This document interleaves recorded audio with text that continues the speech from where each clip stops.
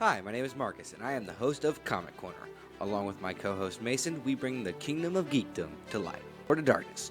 Join us as we talk about heroes, villains, myths, and more things nerdy. Listen to us every Wednesday at 8 on Spotify. Brought to you by Gateway Pro Productions. Police find a very bloody scene in 1965. As they begin investigating, they have more questions than answers, and those questions are still unanswered today. This is the Icebox Murders.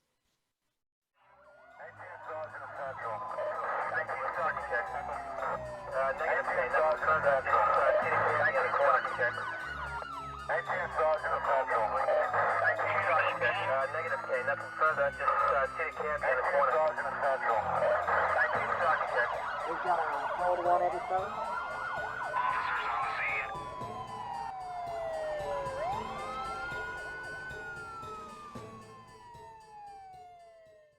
Hello, guys.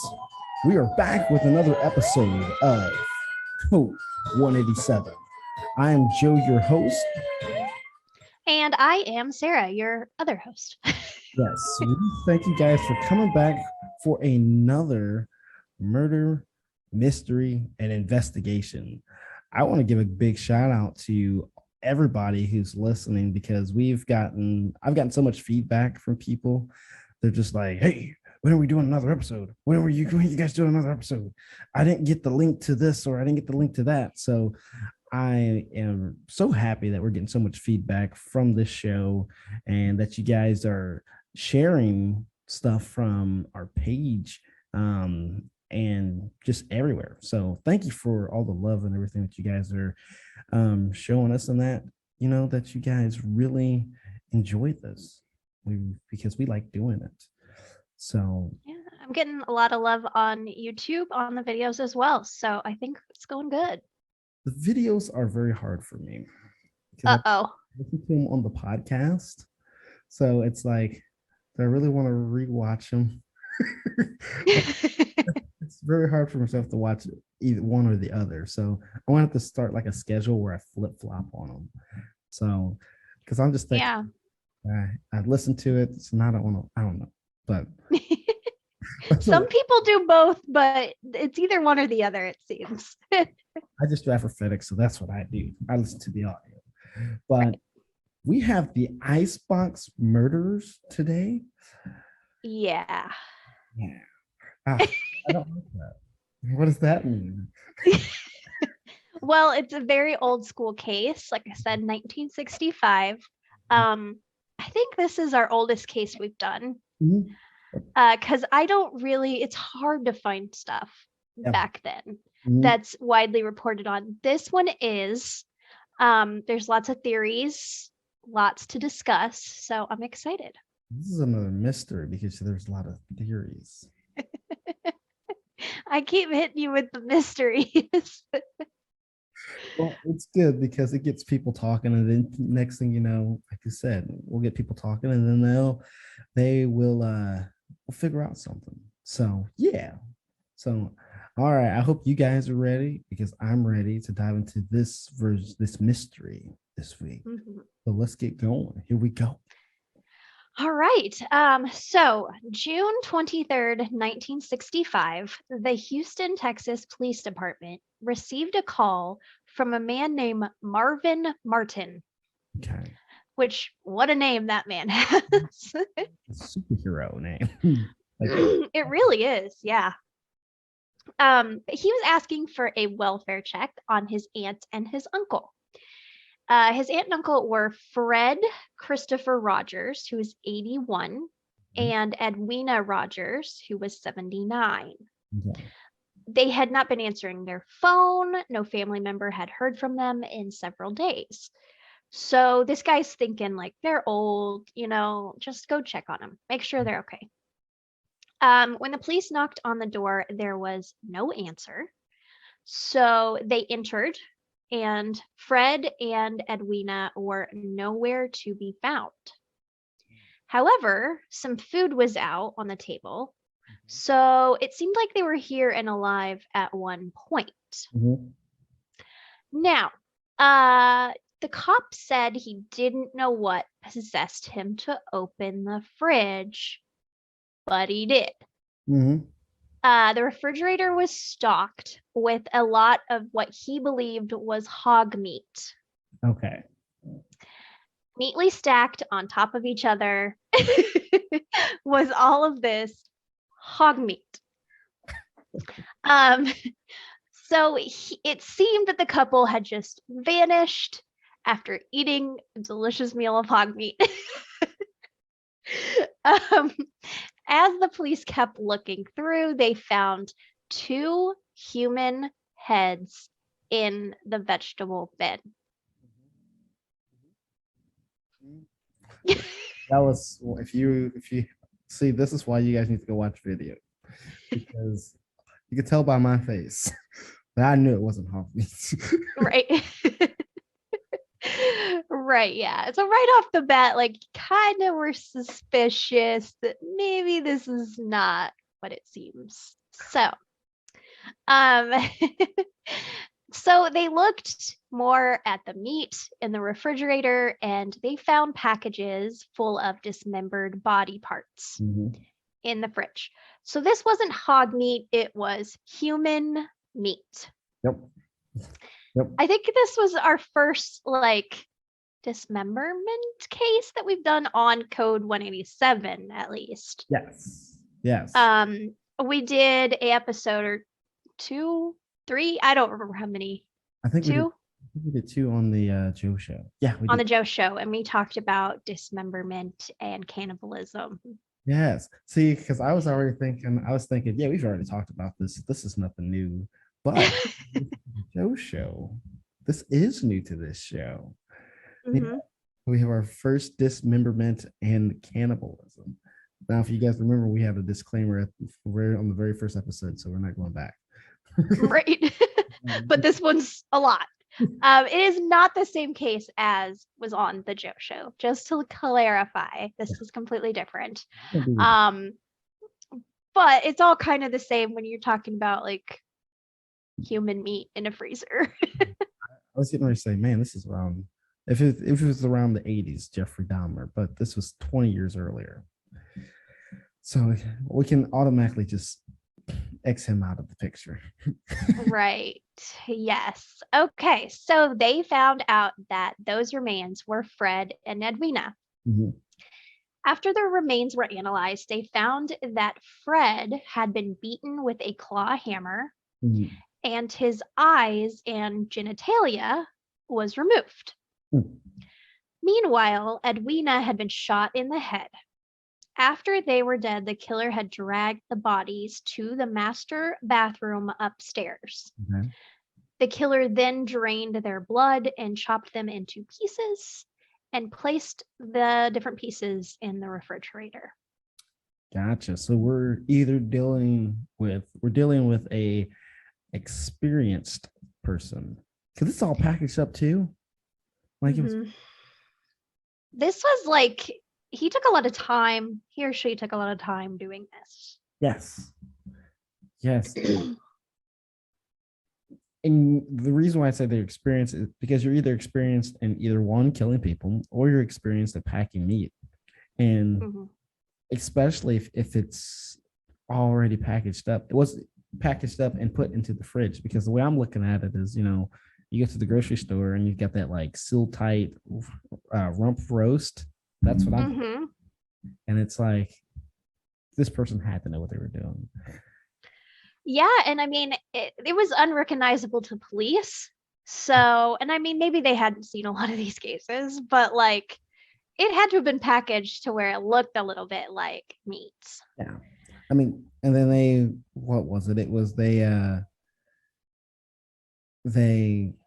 hold on a second. Drained their blood. Yeah, Is that what you're talking about? Yeah, drain their blood and everything.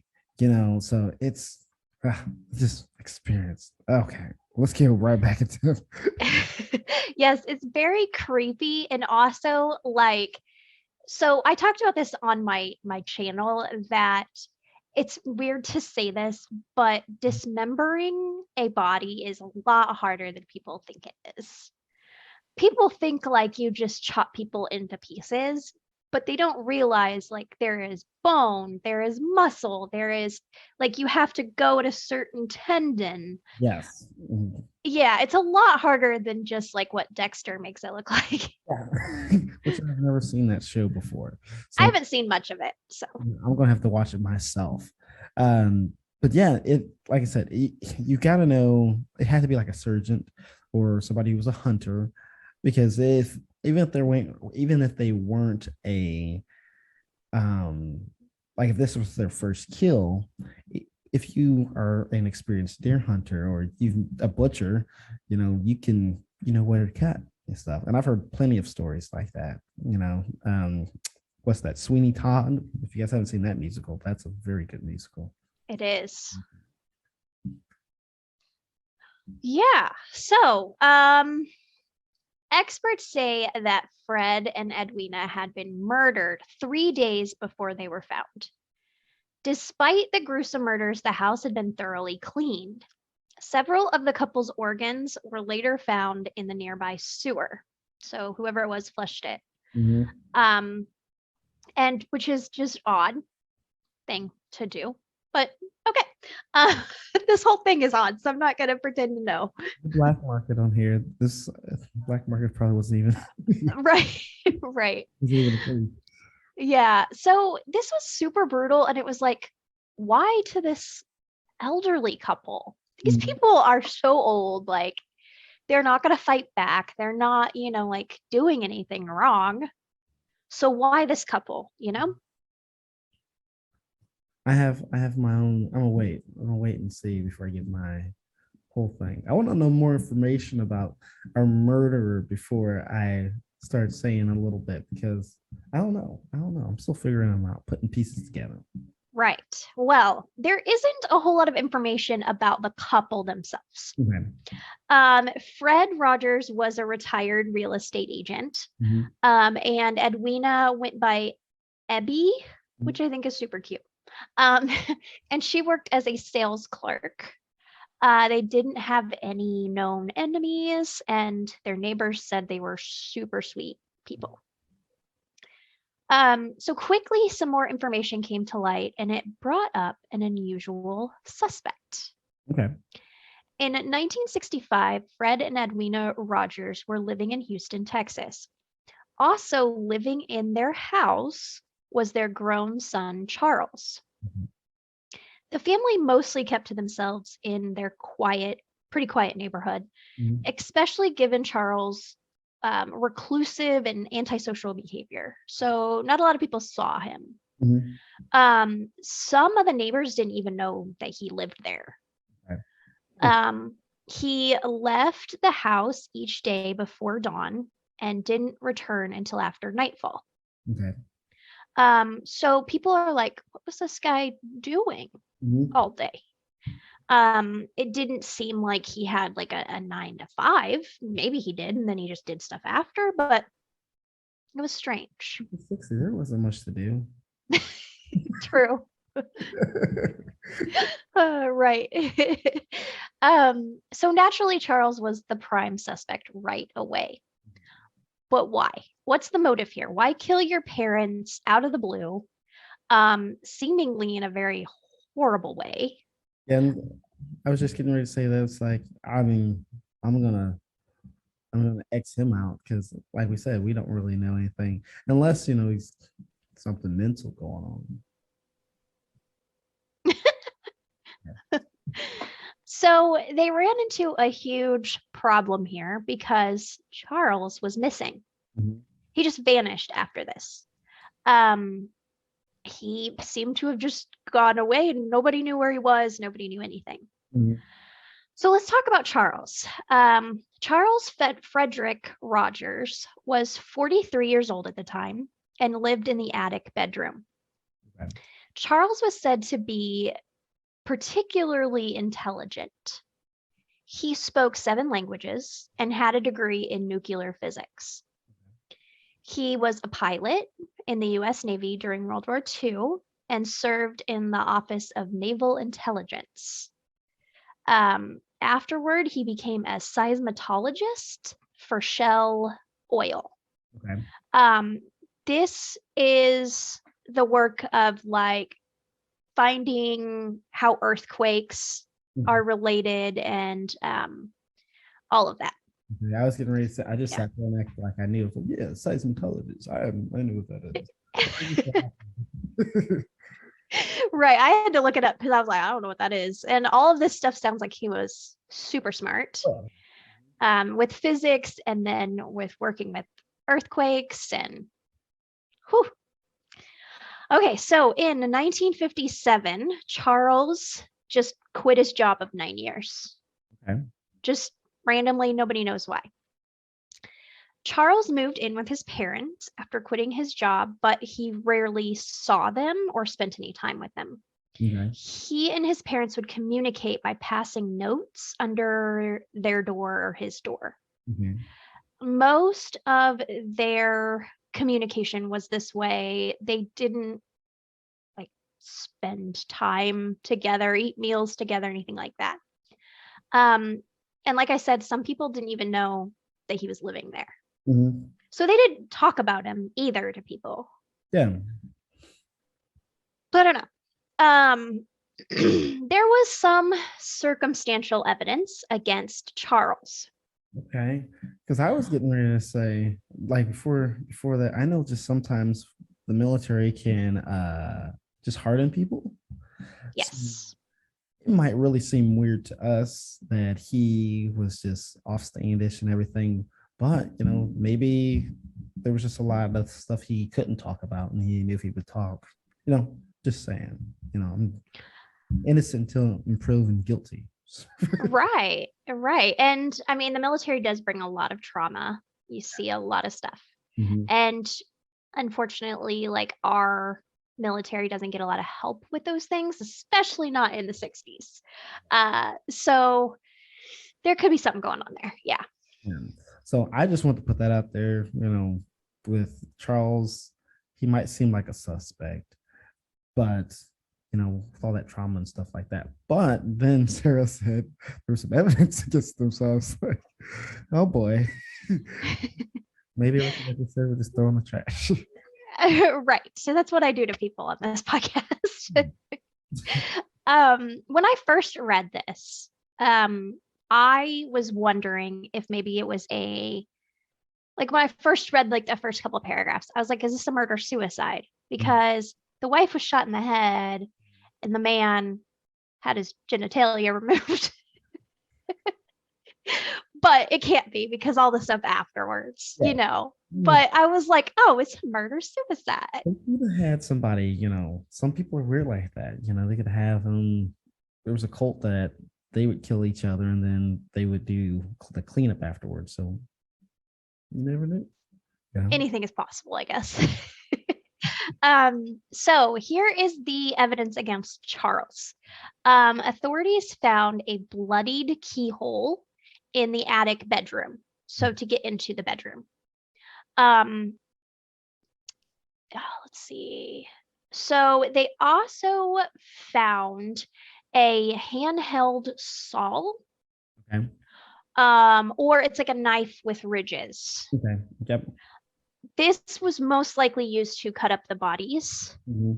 And that was also found in Charles's attic room. Gotcha.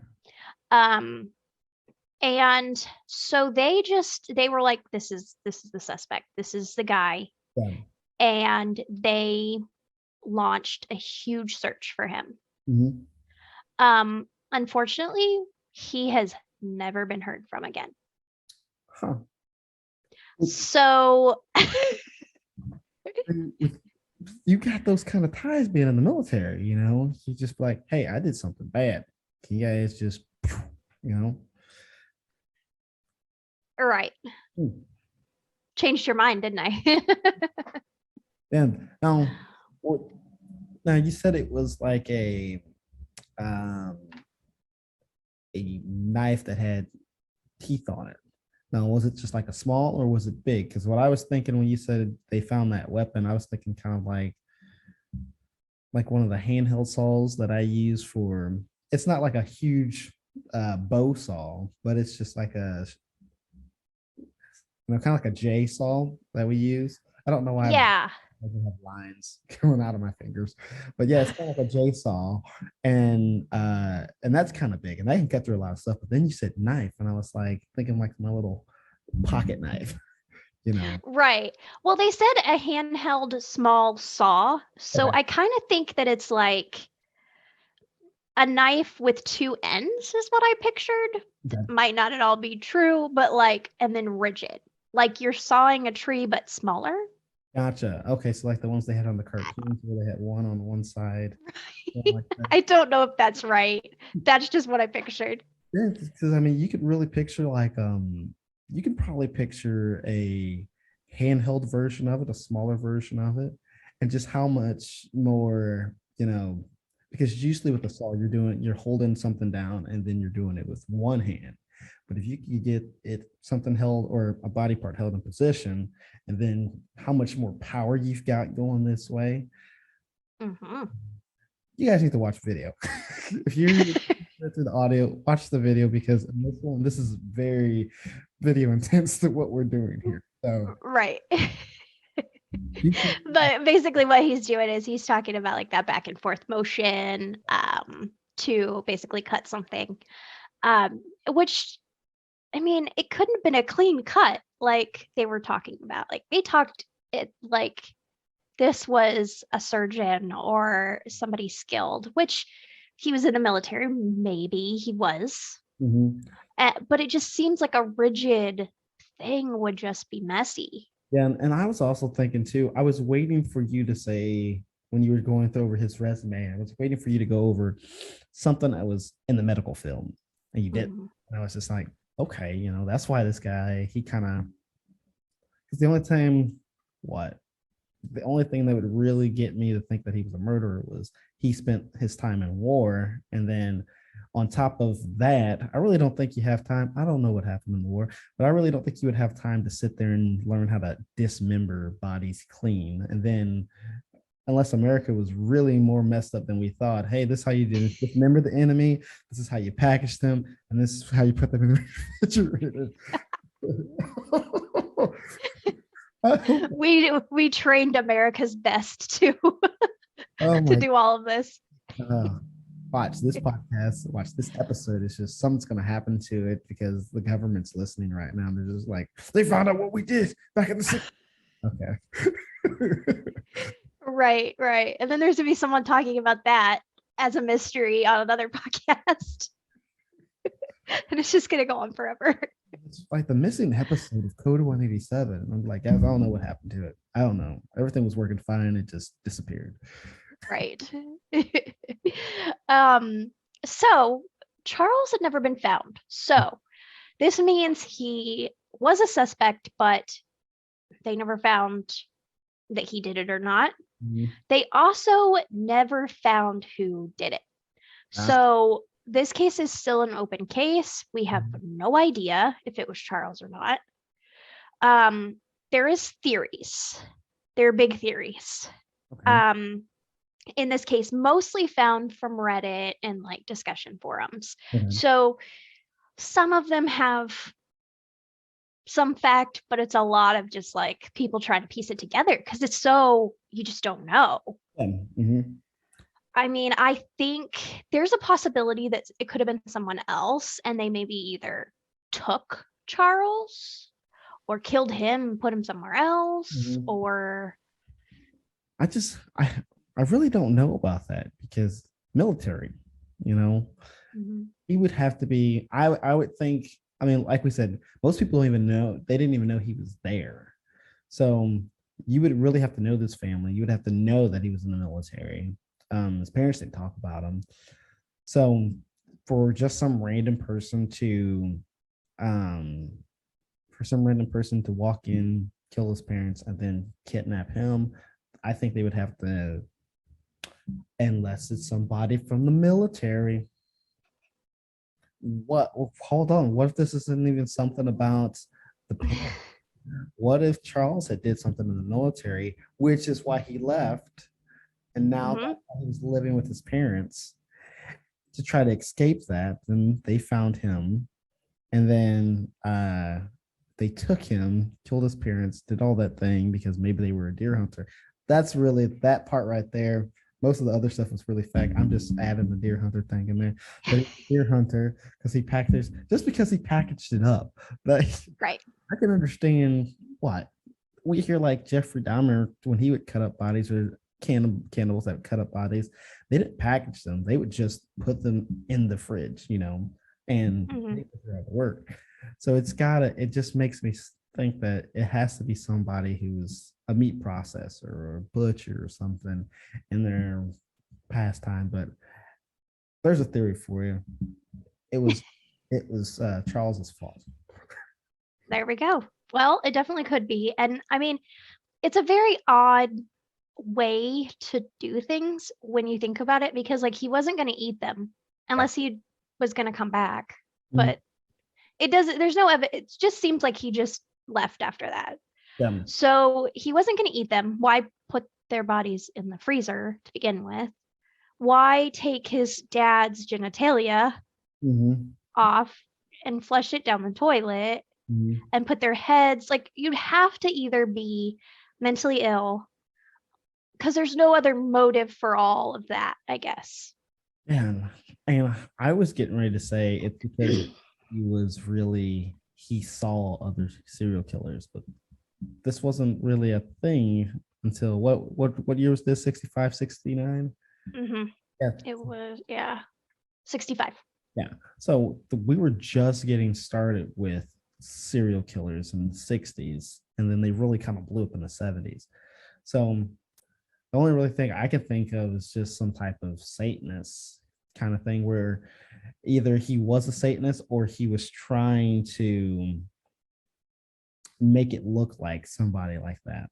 Because this could be a whole ploy just to push evidence on, to make it look like it was something else. Well, I still wouldn't go through all that work. Right. Yeah, that's a lot of work. And clean the house too. Like, no. I mean, there wasn't much evidence. It was super clean. He drained all the blood, so there was no blood. Is this just an undercover BTK case, right? Pretty much. It sounds like something he would do. Clean the house, package up everything, and then come back 8 days later and said, "Hey, it's me." So, yeah. Well, so let's get into the theories, and some of these get very conspiracy theory. So, it's very crazy. Now, before we do that, let's do an ad and hit this on the other side. All right. Sounds great. We'll be right back with more of the conspiracy theories. So stay right there. In a world with pain and destruction, we need a hero. Who will be that hero? Gateway Pro presents an old podcast, The Joe Show. Whoa, wrong ad. Let's try that again. Hey guys, my name is Joe, and I'm the host of the Joe Show podcast. On my show, we talk about anything and everything except politics. You will never know what we'll be talking about on our show, so you should definitely tune in. Join my boy Marcus and my brother Mason as we talk about food, superheroes, and those are just some of our simple topics. Sometimes we can get a little complex and talk about the difference between wisdom and knowledge. You never know what we're going to be talking about on the Joe Show. Even though we have a plethora of topics to talk about, our goal is to entertain you, the listener. So check us out on social media at Gateway Pro on Facebook, The Joe Show on Reddit, The Joe Show 2020 on TikTok, and The Joe Show _20 on Instagram. You can also find us Spotify, Google Play, Apple Podcasts, or anywhere you listen to podcasts. Join us every Monday at 8 o'clock.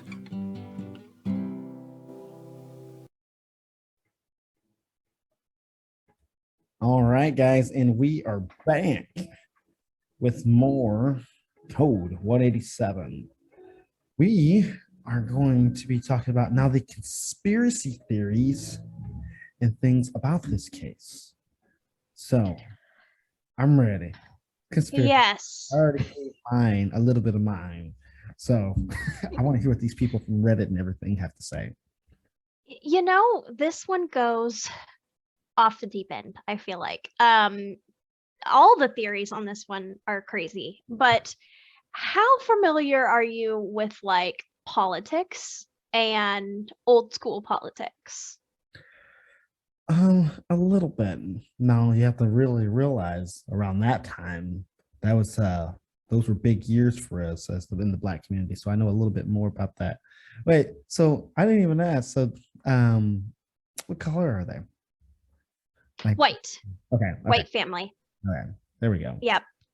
But this kind of centers around the assassination of JFK, Okay.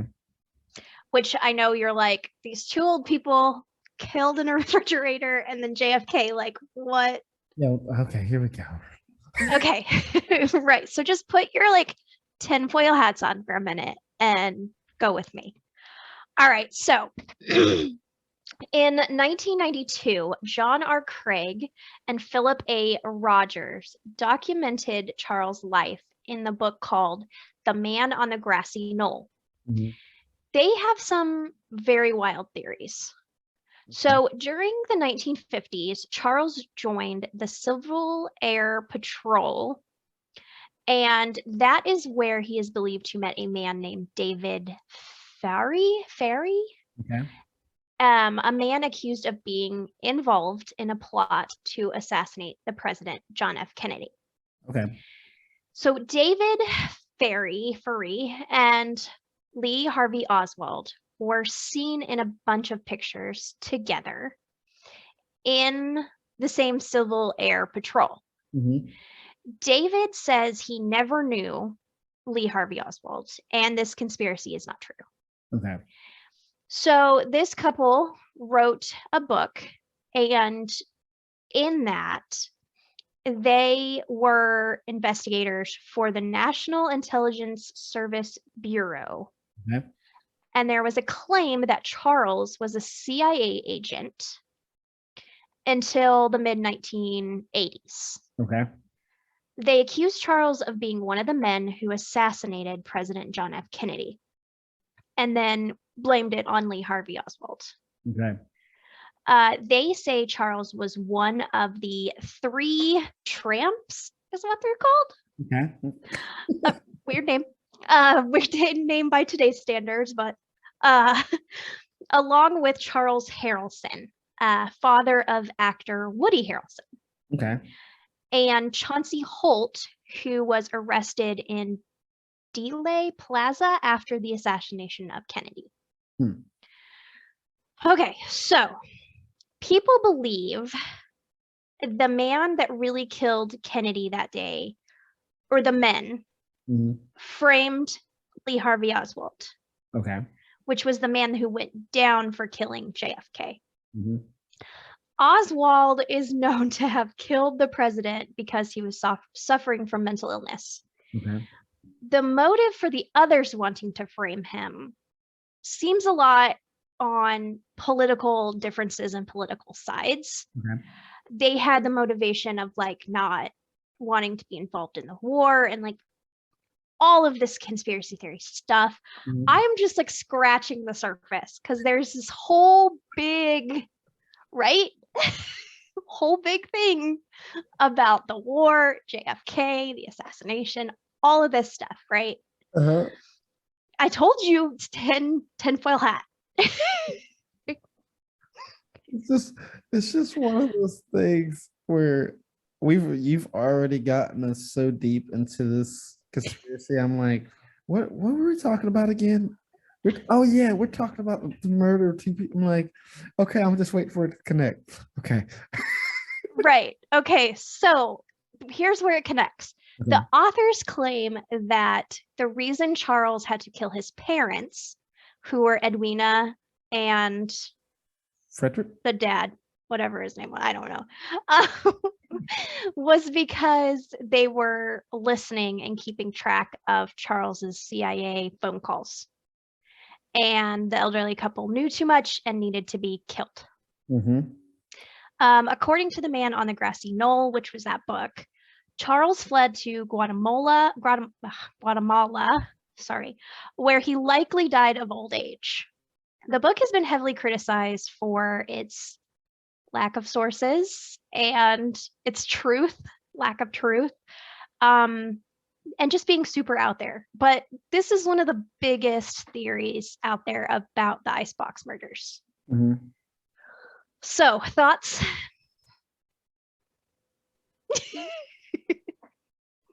I will say, my big thing with that is, why would they have to be killed so brutally? Right. Yeah, it's like kind of thing going on. You kill them, put them in the body bag. We get rid of them, but it's just so brutal. Like, shot her in the head. He was beaten. He took his genitalia and his organs, flushed them down the toilet. Their heads are in the vegetable box there, So, yeah, I don't know. It's just brutal. Just very brutal. Yeah, the whole thing is very odd. So, my dad is obsessed with like the JFK stuff, and he knows all about politics and stuff. And so I'm like, make this make sense to me because it doesn't. And he was basically saying that there's a lot of conspiracy theories around JFK, and that they've done lots of demonstrations about how there couldn't have been one killer. Mm-hmm. But it's just a conspiracy theory. Like Oswald went down for it. Mm-hmm. There's never been, there's people that research it, but there's never been anything come out that's proof. Mm-hmm. So saying that any of these men did that, we just don't know. Yeah. Mm-hmm. Now there's a lot behind it too, that, they took Oswald because he was a little strange or had mental illnesses, and they were like, this guy can go down for just taking him out. Mm-hmm. But it's just a theory.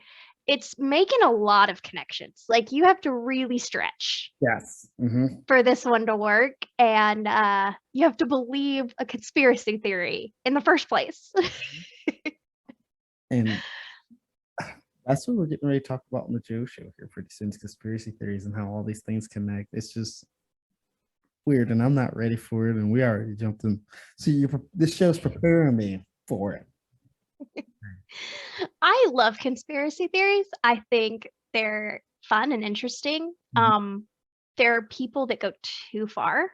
Yes. And I think that kind of is what happened with this book. Mm-hmm. They took a little bit and then they just went over the deep end with it. Yeah.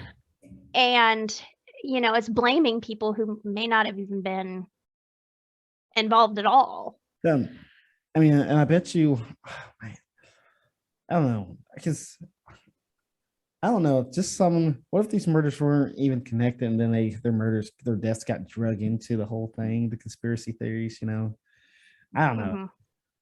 Just weird thing, but it does make a little sense. He would be, but if he was in the house talking about the killing of John F. K, wouldn't he be like whispering, like about it? Or would you be, or is he talking to himself about it? Because I would think they said he was like, he would get up early, he'd be gone all day, come home at night. So that means he's probably talking to somebody else about it. So what is he doing, walking around in his room talking about, and then the parents hear about it? I don't know. It sounds better than my whole thing, but I'm not for sure about it. There's still a lot of other theories. Yeah. And here we go in 3, 2, 1, audio. Okay, so in 1997, forensic accountant Hugh Gardner and his wife Martha began investigating the crime themselves because they didn't believe all this craziness. Mm-hmm. They wrote their own book detailing their theories on the icebox murders. In the book, they acknowledge, I know, right? People are just like really trying to get book deals, I think. Yeah. Because this is weird. I mean, it's weird because the whole murder, and then now he got some people connected to JFK. So, yeah. Watch, you're gonna tell me there's a movie deal out. I bet there will be, or already has been. Um, in the book, they acknowledge that Charles had dealings with CIA contract workers while he was the seismologist for Shell. But they completely reject the notion that Charles was a CIA agent himself. Gotcha. And they're like, he didn't need to dismember his parents after they overheard phone calls. Yeah. Like, it's weird. Instead, these two people believe Charles was emotionally and physically abused as a child and as an adult by his father, which cutting off his father's genitals on Father's Day might confirm that just a little bit. But okay, if that's the theory, why would you shoot your mother in the face then? I mean, maybe his dad was abusing him and his mom didn't stop it. Yeah, that's what I was gonna say there too, but I don't know. I don't know. I don't know why I'm trying to be like, if I was the killer, I would be like, I'm still gonna kill you, but it's gonna be less, because murderers don't. I don't want to say they don't have a brain, but they don't think, They don't think like we do, for sure. Yeah. So, because like I said, for me, it'd be like, okay, you're still going to die, but I'm not going to shoot you in the face, kind of a deal.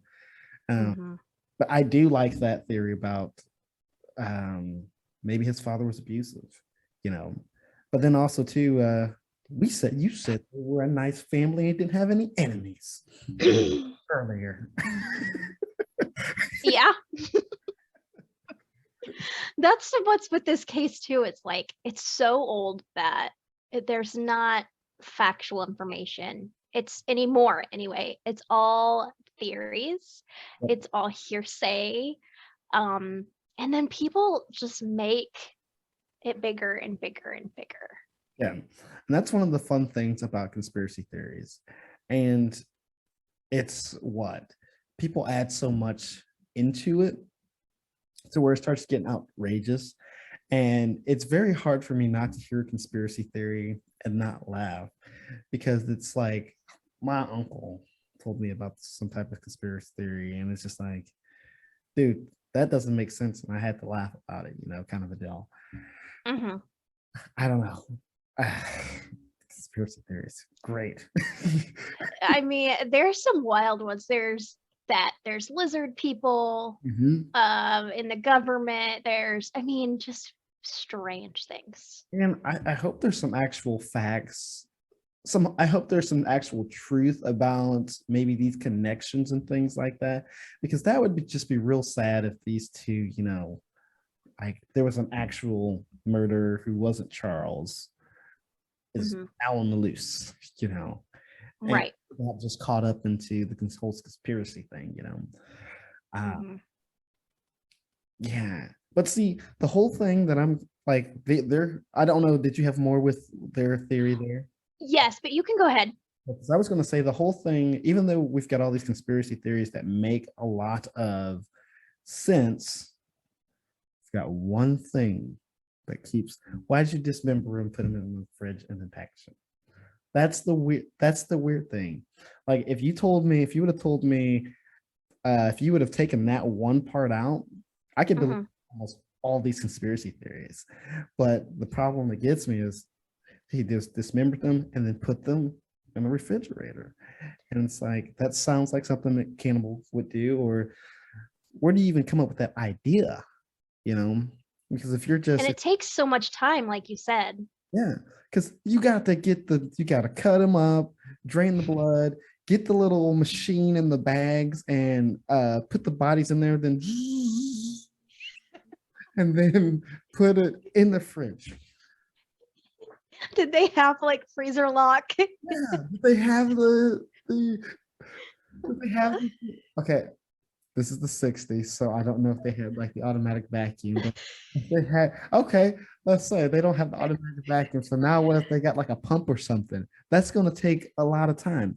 And the officer said they found it 3 days afterwards. They found him 3 days afterwards. So did it take the criminal all 3 days? Like, did the police just miss them? You know, Possibly. after and cleaning too, Right. this So I just thought of this, and there's nothing to support it at all. And I will go back to this craziness. But like the guy that called it in with Mhm. the weird name, what if he did it? What was his name? The nephew. Yeah, he's Martin the Martian. No, Yeah, Martin. Something. was it like Melvin Martin or something? I know it was the MM. Yeah. It was okay, Marvin Martin. Marvin Martin.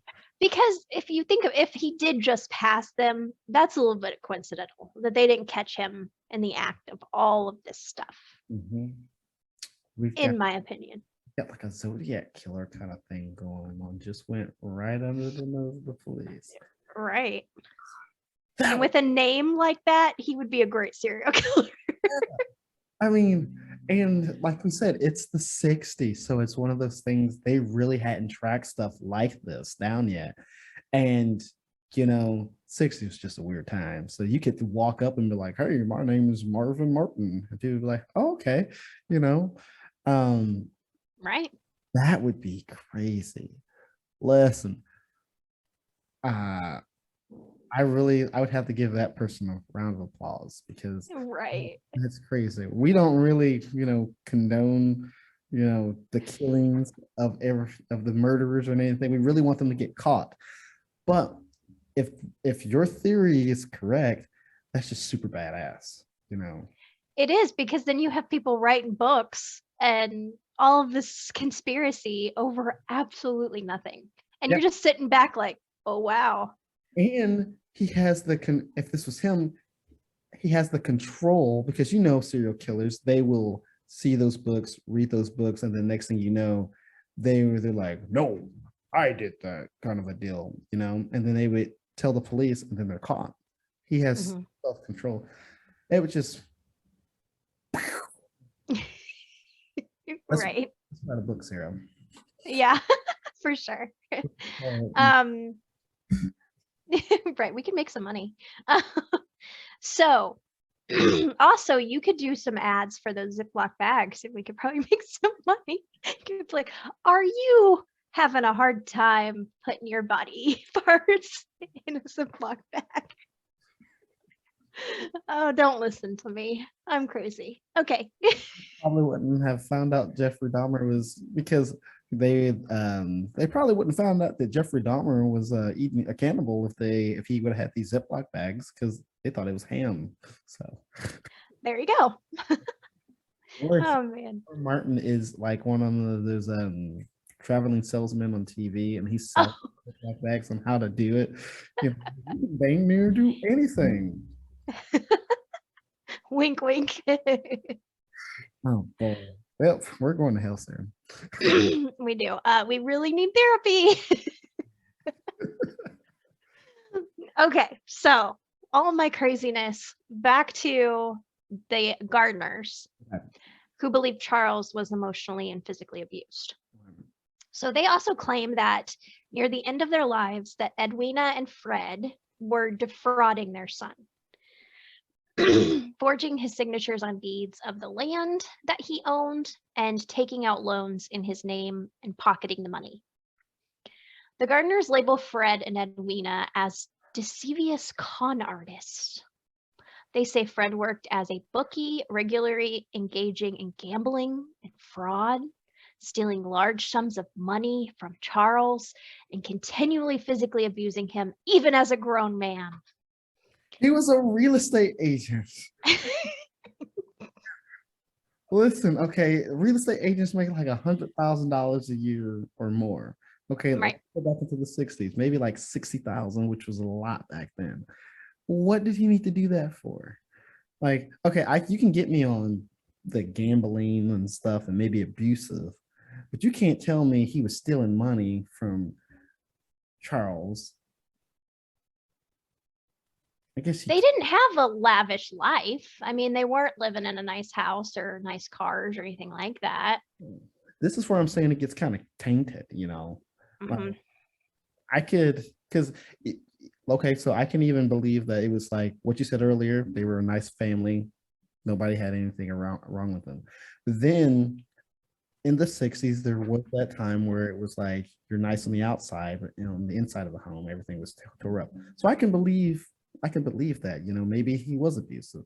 Now you're going into this gambling and stuff. He's a freaking real estate agent. He didn't need his son's check.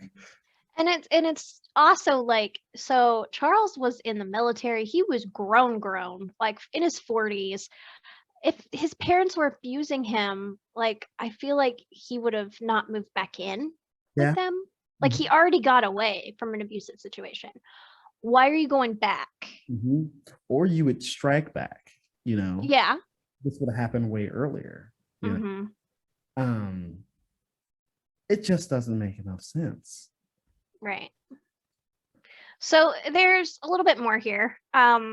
So they also claim Charles had been planning his parents' death for years and used powerful friends whom he met through his working in the oil industry and the seismology and all that to flee to Mexico. They theorized Charles eventually ended up in Honduras, where he experienced some kind of karma and was killed over a wage dispute with miners. Not like children, but like mining people that mine. Thank you for explaining that, because it's like, you're in a fight with kids? Give me my wages. This it sounds very it sounds like a stretch. Like, how did they know any of this? Yes, that's what I was saying. There were some things you were saying earlier, and I was just like, how'd you figure all this out? Right. Like we barely know anything about these people, about the parents, and here you are figuring all this stuff out. No, that's just like, it's like being a comedian. You have this story, and the story's not very funny. So what do you have to do? You have to spice it up a little bit and that's what I think they did. I think they were like, well, we've got this fact over here, we have this fact over here, and we have this fact over here, and we have to put stuff in the middle. And I don't listen, they might be a good read, but for facts, I wouldn't really trust them. Yeah. Because like going down to Honduras and the miners and everything, how do you know any of that? Yeah. Sarah, you just said earlier, we don't know where this dude's at. It's an open case. So the facts are that today he would be over 100 years old, so he's more than likely dead. And we don't know for sure on anything who did this, if it was him, where he went. It's very coincidental to me that they both said Honduras. Yeah. So I wonder if there'd been some sightings. Yeah. Somewhere. I hadn't found anything on that, but like they're trying to sell books and they're making it crazy. And I'm not saying that any of the John F. Kennedy stuff is wrong, because like they've tried to prove in facts with that. But as far as like the icebox murders being connected, it's a lot. Yeah. I mean, but even if we were trying to do that, you could still follow the trail. It's just a long trail. With this second book, it's like you get lost a little bit, and like I'm literally picturing movie stuff in my head. The first book I'm picturing like newsreels, of stuff going on and trying to figure out like actual history. And this one, it's like Tom Holland and Brendan Fraser in a goddamn movie together.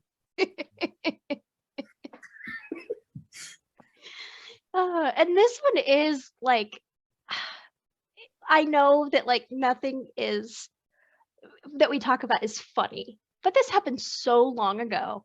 everyone's dead and gone. That it's like, why are you even still writing books in the 90s about it? Like, Mhm. get over it. I mean, that's just how conspiracy theorists are, like, listen, somebody will hear this case and they might be like inspired. Now they'll True. come back and listen to the case, and then they're going to be writing a book, and then they're like, based off of the Code 187 podcast, would just be like, I don't know.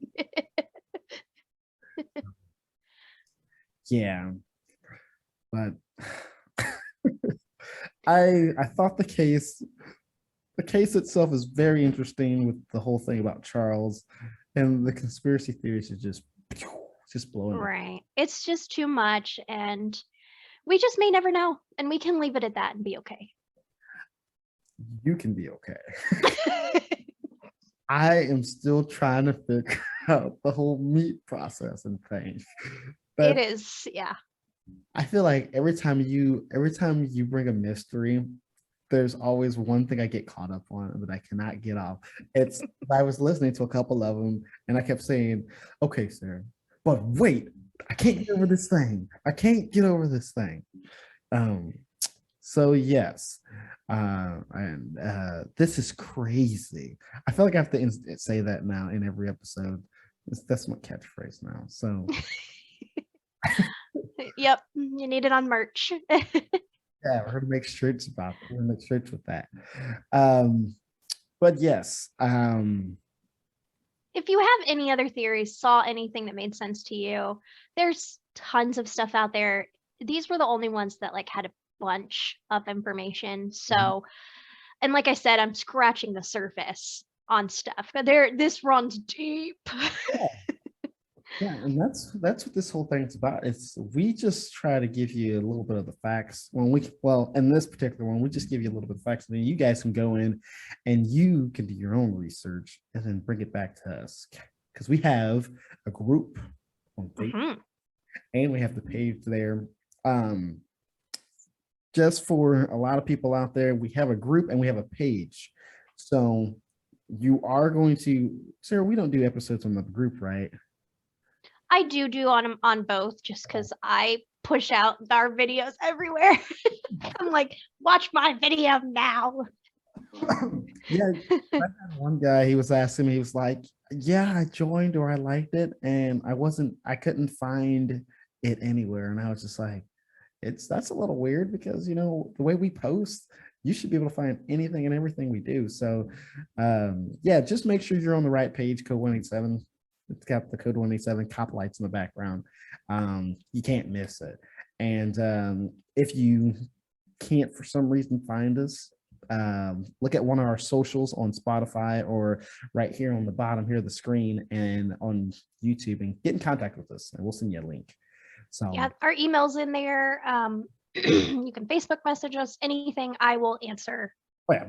Yeah, and give you a link and send you somewhere. So yeah, I thought the Icebox murders were very interesting, especially with the conspiracies and all that. And Sarah's done it again, made me think. I can't do a straight up case. I just can't. It's not in my bones to like do a just regular true crime. It's a little weird. It's a little do the cases because I'm like we were talking about like BTK and I was like, yeah, this is interesting, but I don't get to do any thinking because we know everything, Both any theories because we know everything. But it is sometimes nice to take a break and just be like, oh yeah, okay. But my goal is to challenge people. Mhm. I want to challenge you, what you think and what you know and what you think about true crime and get some cases that like you don't know. So that's my mission. That's why you guys gotta have the messages be like, we heard that message before, or we heard that case before, do a new one. Right. If you don't tell us, we don't know. So Yep. Yeah, I guess for right now, I'm Joe. And I am Sarah. And you guys are listening to Code 187, and we thank you. We'll see you next time. Bye, guys. Bye. Hi guys, I just wanted to say I hope you enjoyed this video. If you like any of the content for Code 187, please click that subscribe button, that like button, that share button. Help us out, help us grow. You can find us on your favorite podcast platforms. Yeah, check us out on there. Give us some ratings. Tell us what you think. We're also across every social media on Code 187. So we're on TikTok, Instagram, Twitter, Facebook. I think that's it. And of course, YouTube. So please, please, please subscribe if you like our content and spread the word. We'll see you guys next time. Bye.